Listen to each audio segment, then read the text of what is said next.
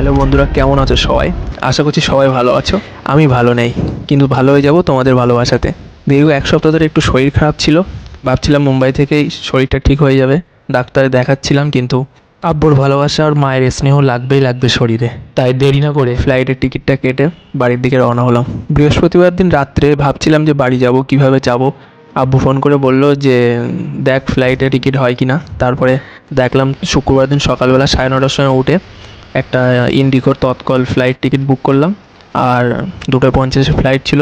সকাল 9:30টায় ticket book করে ready হয়ে 12:30টার দিকে এয়ারপোর্টে চলে আসলাম। এয়ারপোর্টে পৌঁছে চেক ইন করলাম। চেক ইন করার পরে কাউন্টারে গিয়ে মোবাইলের টিকিটটা দেখিয়ে বোর্ডিং পাসটা নিয়ে অপেক্ষা করছিলাম টার্মিনাল 1 গেট নাম্বার 13তে বসে। বেশ কিছু সময় পরে ফাইনাল কল আসার পরে তারপরে আমাদের ফ্লাইটের দিকে নিয়ে যাচ্ছিল। এদিনের ওয়েদারটাও খুব বেশি ভালো ছিল না। আকাশে দেখতে পাচ্ছ অল্প অল্প মেঘ আছে।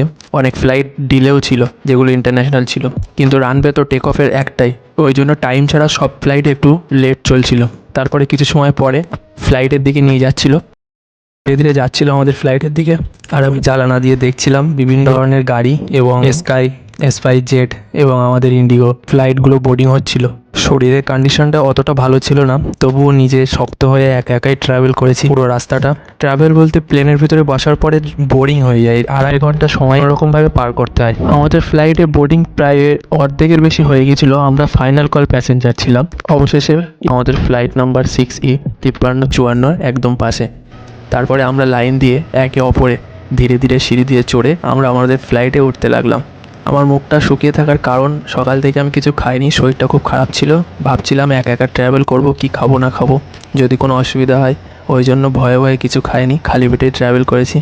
তারপর আমি মুম্বাইকে টাটা করে আমি ফ্লাইটের ভিতরে প্রবেশ করে আমার নিজের সিটে, আমি 12 নম্বর আমার সিটে গিয়ে বসলাম। টেক অফ টাইম ছিল 2:50, কিন্তু প্রথমে আধা ঘন্টা লেট, 3:15 হয়ে গেছিলো, তবুও টেক অফ করছিল না। বেসিক কিছু শেখানোর ছিল, ওগুলো শিখিয়ে দিয়ে তারপরে টেক অফ হলো। এখন রানিং উপরেই আছি আমরা। তারপরে আমাদের এখানে ল্যান্ডিং টাইম ছিল 5:50, কিন্তু 6টা বেজে গিয়েছিল আমাদের কলকাতায় ল্যান্ড হতে। কলকাতায় ল্যান্ড হওয়ার সাথে সাথেই পরে সিঁড়ি দিয়ে নেমে আমরা আমাদের ফ্লাইটের সামনে এসে বাইরে বেরিয়ে আসলাম।